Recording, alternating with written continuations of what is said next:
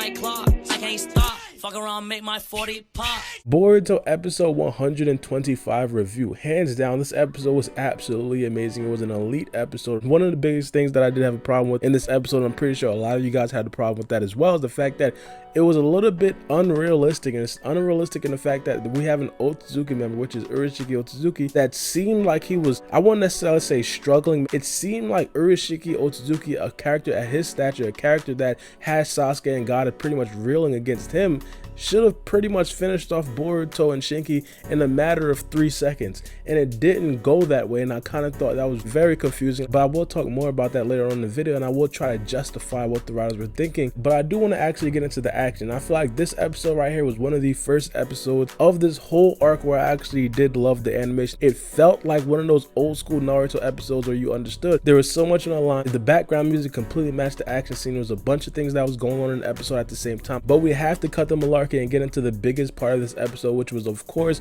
Boruto's eye. Now Boruto's dojutsu is something that's been very mysterious for a very long time. The last time we actually seen it have something of substance, I spoke about this for a very long time, was over 100 episodes ago. Now one thing that we can assume from Boruto's eye is that it heightens his dexterity. We've seen him dodge Momoshiki's attacks with his dojutsu activated, and that was the exact same thing in this episode as well. We've seen him multiple times dodge some of Urashiki's attacks. After that, one of the biggest things that we did see from the dojutsu is the fact that it could read time, space, ninjutsu. Now where was this ability a couple of years ago when Naruto and Sasuke were getting stomped by Kage, just spamming this ability, and they pretty much couldn't find an answer for it? It's like Kage was pretty much going from time space to time space, doing nothing but absolutely destroying Naruto and Sasuke, taking them from one dimension to another dimension, and Naruto and Sasuke really couldn't do anything about it. This right is going to be absolutely amazing for the future foes that Boruto does fight, man, because we can pretty much assume that Kage and Urashiki Otsutsuki are not going to be the only foes that Boruto, Naruto, and Sasuke fight who has the ability to do certain things just like this. I was personally extremely happy about how the Boruto writers handled Boruto's eye dojutsu in this episode. I spoke about before, I didn't necessarily want to just see a cameo of Boruto's dojutsu. I want to see what it actually did. Now one thing that I absolutely loved about this episode and also the last episode, and of course I gotta give a lot of props to my man Boruto for this, is the fact that Boruto was ready to die. It's like Boruto's character development in this arc has been absolutely insane, and we are going to spend a lot of time on Shinki's character development and how Boruto changed Shinki, but this is something that has been flying way under the radar, and it's the fact that Shinki actually rubbed off on Boruto. Before this arc, I would have never pegged Boruto to be the type to pretty much be ready to die for a mission, to pretty much understand and pretty much accept the role of being a decoy, of being the person who's set up to die. And that right there was absolutely insane, not only because Boruto accepted the role, but also because Boruto volunteered being that guy to pretty much die for a mission that he almost screwed up in the beginning of the arc. Now at the end of this episode specifically, when it seemed like Boruto and Shinki were about to die, Boruto just seemed like one of those old school type of ninjas where he didn't get overly emotional. I feel like the writers were definitely trying to send a message saying that Boruto is pretty much cold-blooded now. Boruto doesn't necessarily care about his own well-being in terms of comparing it to an actual mission. Boruto felt that this mission was worth dying for. I don't think that Boruto would have had that outlook on life before this arc, before he had Shinki rub off on him a little bit. We're gonna get to see this type of Boruto and this type of dedication to missions a lot more in the future, and I feel like this is just a whole process of Boruto maturing into his actual self, Boruto maturing into an actual ninja. I think that Boruto proved on this mission that he's an actual Chunin. Not only did he show the leadership, but he also showed the humility and also sacrifice that a Chunin needs to have on missions such as this. Now coming into this episode, one of the biggest storylines of this whole episode was going to be of Shinki's ninja way. Was Shinki gonna abandon his own ninja way to help out Boruto? Was he gonna abandon the mission to make sure that Boruto didn't go out fighting alone?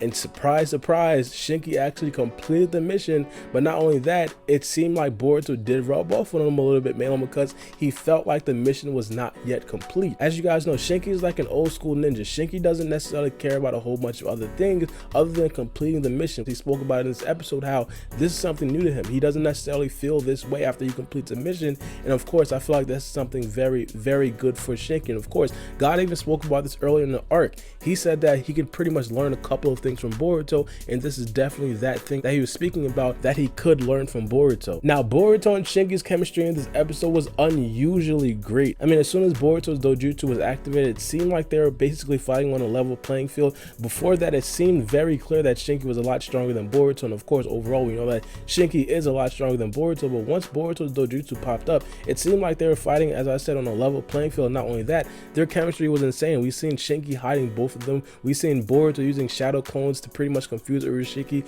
and not only that, we seen Shinki and Boruto attacking at the same time, them using both their elite abilities to knock Urashiki off balance, and of course they pretty much caught Urashiki slipping a couple of times. The chemistry is unusual, mainly because they've never fought together before. Sasuke and Naruto didn't necessarily have an amazing chemistry off of the rip, and it really took them a very long time to gain that amazing chemistry, especially in part 1, mainly because they just didn't like each other. And for Boruto and Shinki to come together in a scrambled team to fight against an Otsutsuki member, they pretty much did a lot of good, and of course I didn't necessarily expect them to do that much good, and I pretty much applaud them for that. Now, because of their amazing chemistry, one thing that we can pretty much bank, and I could pretty much put my whole tuition on this, is the fact that Shinki and Boruto, they're going to be working together for a very long time in the future. I don't expect this to be like once every 50 episodes. I really expect Shinki to be a very integral part of Boruto's not only development as a ninja, but also development as a person. And the same could definitely be said vice versa for a character like Shinki. One thing that we've all noticed about Boruto is the fact that the Boruto writers love to play off of things that happened in part 1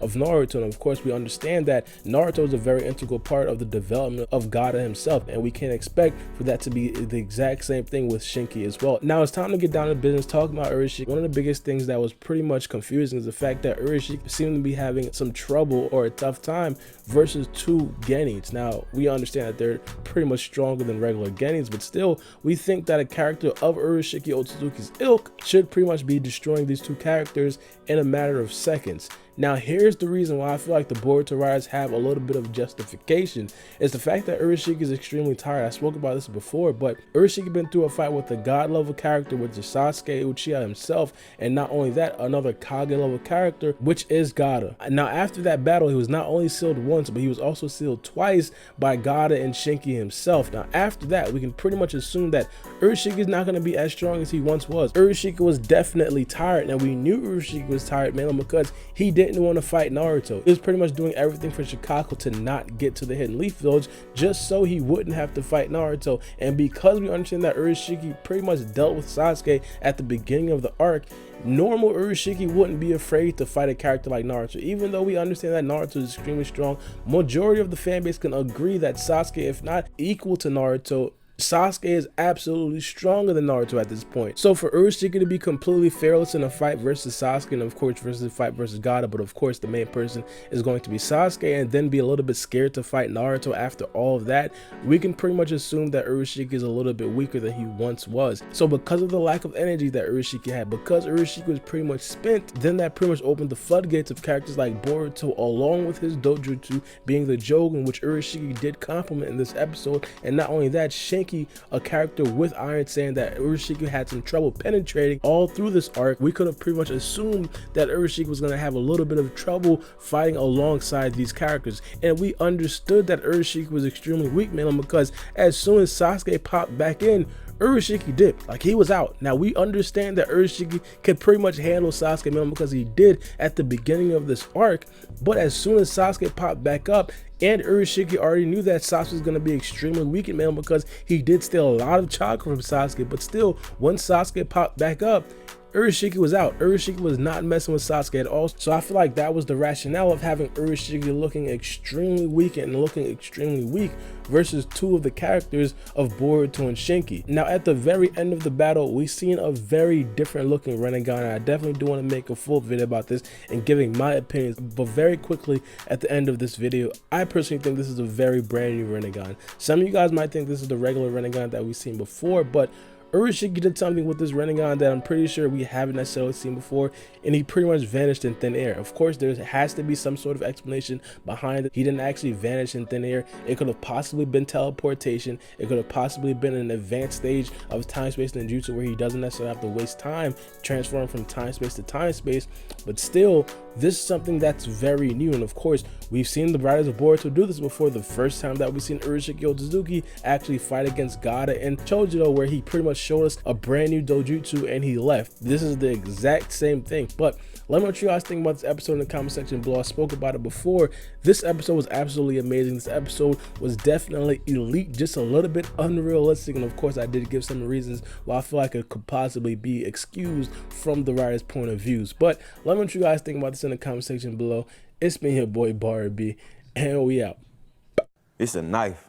Check my clock, I can't stop. Fuck around, make my 40 pop. No popcorn, I pop pistols. Reaming my body, clothing no issue. Bitch, you look sick, you need a tissue. You drop a body, I just might bless you. I'm at your sexual, no high cholesterol. Where's Jenny Craig? Bitch, just get sexual.